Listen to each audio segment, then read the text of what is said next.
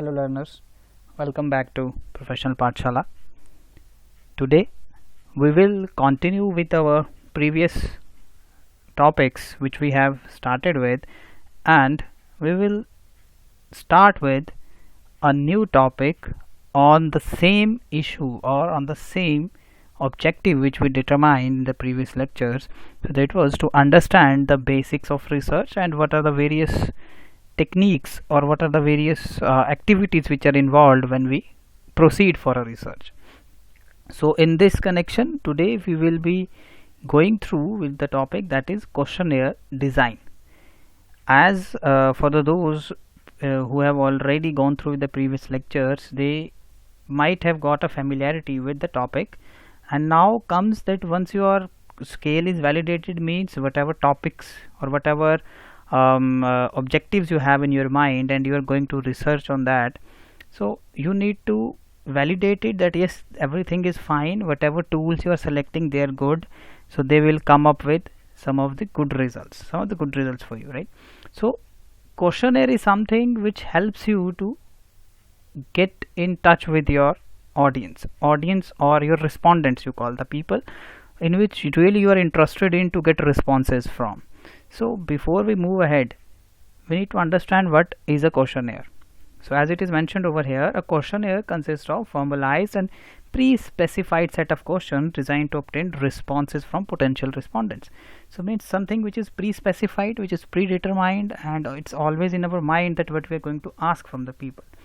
Question is a questionnaire reflect the research objective, as I told you that it reflects what are your objectives to conduct a research or what are your objectives to undertake the specific research. And questionnaires, they are generally situation and culture specific. So questionnaire most of the cases they are specific. So what you're going to ask, it should be specified already. So before conducting a research you should design a questionnaire. Means for example, in a very layman's language, it can be determined that if you want to ask something to a person, so you need to think this thing in your mind. So but for the questionnaire you need to write it in a piece of paper, or you can take a printout of it, or you can send it through Google Forms, through Google Sheets, or you can send it through the email. So there are various methods to do it, but it should be a formalized method and it should be predetermined. So what is a questionnaire design process? How it can be, a questionnaire can be designed. So designing of the questionnaire, it is a systematic process, right? So this section explores the systematic process of questionnaire design in 3 phases. So now we have 3 phases of questionnaire design. So the first one is pre-construction, means once you are deciding that what you are going to ask from the people. The second one is a construction phase, means while you design a questionnaire, what things you need to take care of. And the third one is a post-construction, means once you have designed the questionnaire, then how you will administer or how you will present it before the people and what things you need to take care of. So if someone asks you about questionnaire, so a questionnaire is something which is having a predetermined or pre-specified set of questions and which you need to ask or which are related to your objectives. So it has 3 phases. So let's start with it. So the first part 1 is a pre-construction, part 2 is a construction phase, part 3 is a post-construction phase. So let's see. So there are the steps which are mentioned in each step, in every part, right? So let's start with the pre-construction phase. So pre-construction phase, as its name suggests, it is the pre-construction phase of the questionnaire design. It consists of 3 steps, means in this pre-construction phase it is having 3 steps. So what are these 3 steps which are involved in this? That is specific information which is required in light of research objective. Means what are your research objective? You need to have a very particular information about it. An overview of respondents' characteristic, means the people from whom you are going to ask, what kind of people they are, what age they represent, what income group they fall into, what are their characteristics, right? And the decision regarding selecting an appropriate survey technique. So before you start making or constructing a questionnaire, you need to take care of these 3 steps. There can be one example which can be said in light of this pre-construction phase.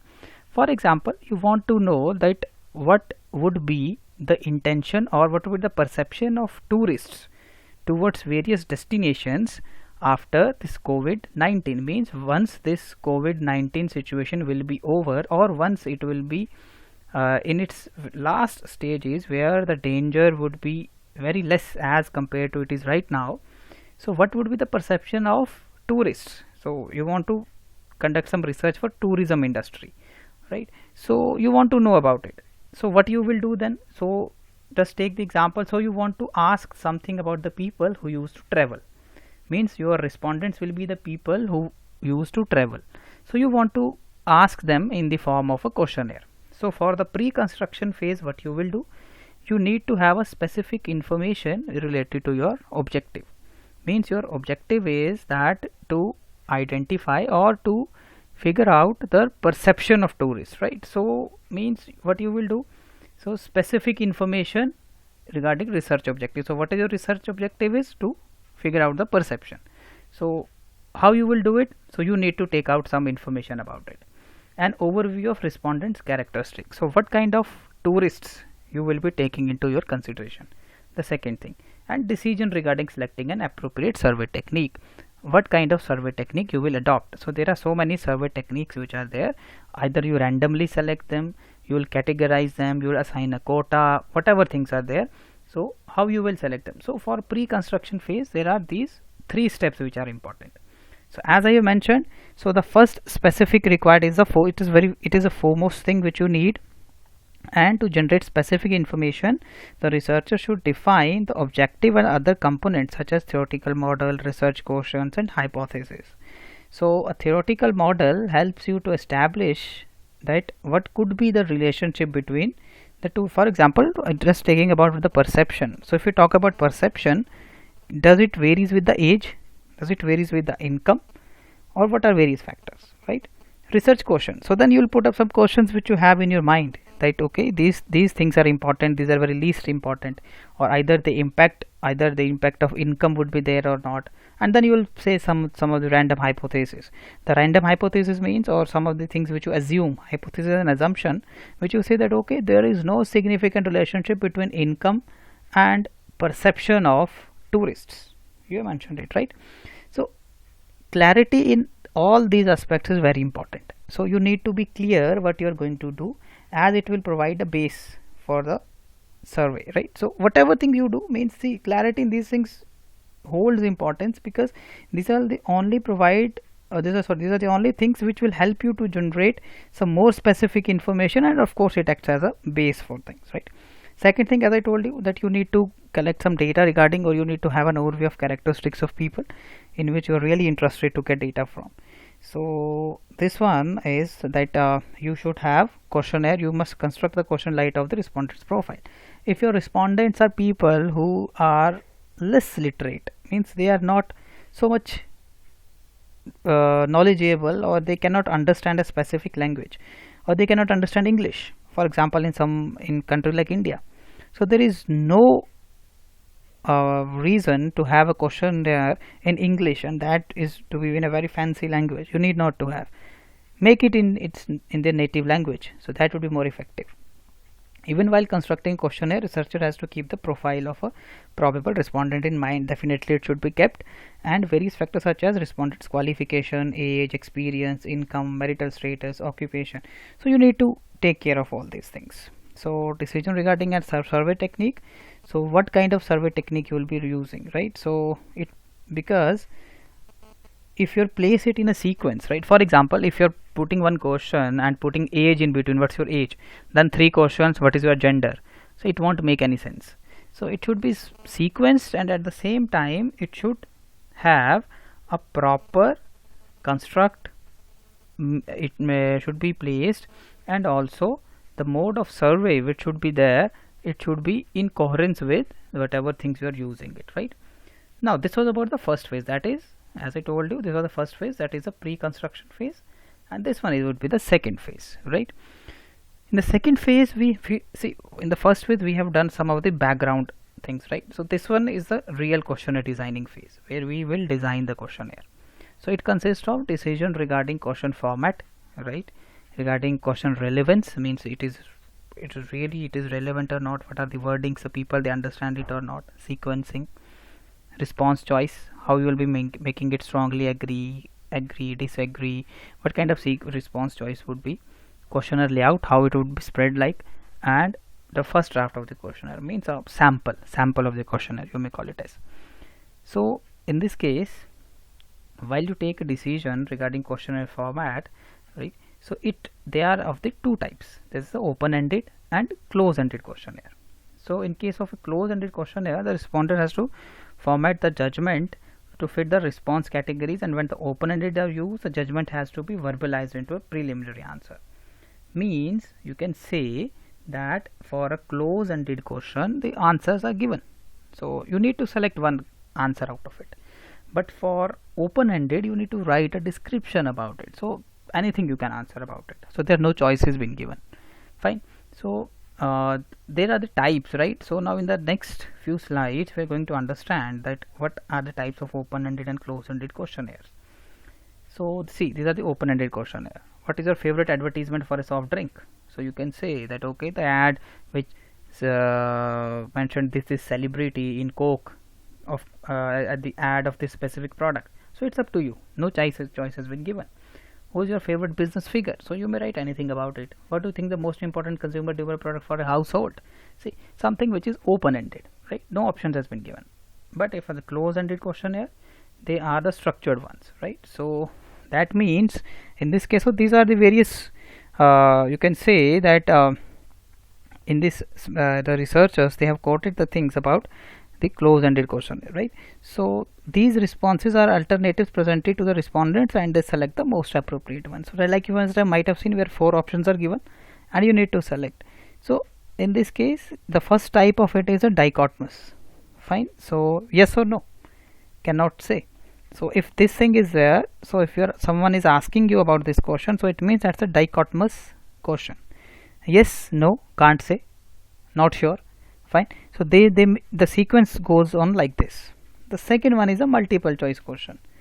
How do you rate the services offered by the bank or restaurant, right? How much planning your fixed deposit scheme this year? So where you see that there are multiple options are given to you and you need to select one.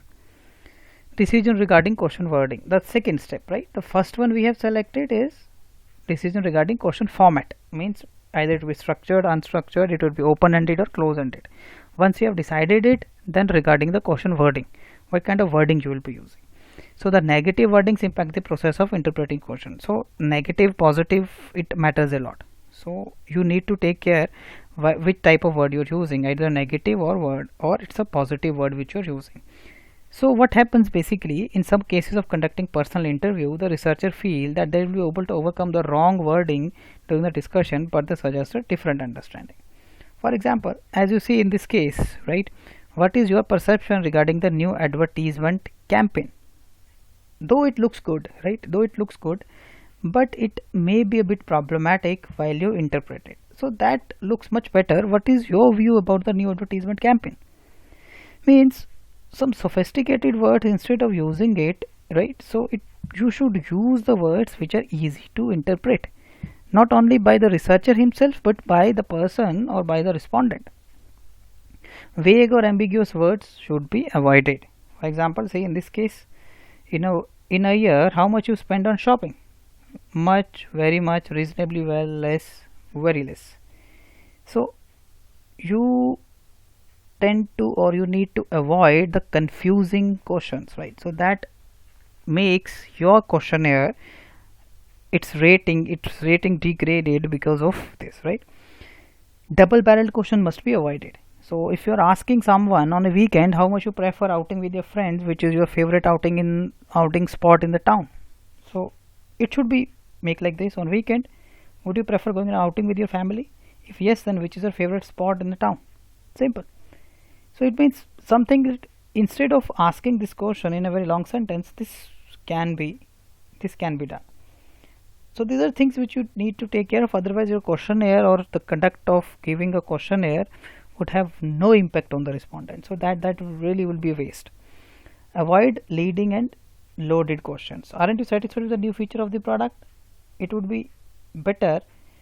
See, in this case, a leading question is the one which clearly reveals about your if you're a researcher, right, your opinion about the answer. Aren't you satisfied with the new feature of the product? So means I am checking over here is a satisfaction level. So it means, aren't you satisfied? Every patriotic Indian would like to prefer an Indian brand of soap. So this should be avoided. Fine. So means, it means I am asking about my biasness. So it means as a researcher I want you to be satisfied. So as an Indian I want you to have a preference for Indian brand of soap. So this is something which looks biased. So this thing should be avoided at any cost. So such type of questions should be avoided. Now split ballot technique. See, in this case, a leading question generally emphasizes either positive or negative aspects of the question. So it can be positive, it can be negative. Sometimes it becomes necessary to talk about a question or to ask a question with either positive or negative impact. So we call this situation as a split ballot technique, right? So means what we do over here, in such a situation, split ballot technique holds importance because it used to avoid the bias due to the positive impact of the question. For example, a fully automatic machine is better than semi-automatic washing machine, right? So this thing can be asked. So we also use have to avoid overstated words, right? So as it has been mentioned, have you got an intention to purchase a water purifier in the coming 6 months which protect you from waterborne disease? So let's see, we'll keep it till here. So for next lecture, for the next video lecture, we will cover some of the topics which we have left in this specific topic, which we'll try to cover up in the upcoming lecture. So we'll keep it over here. See you in the next video lecture. Till then, bye bye.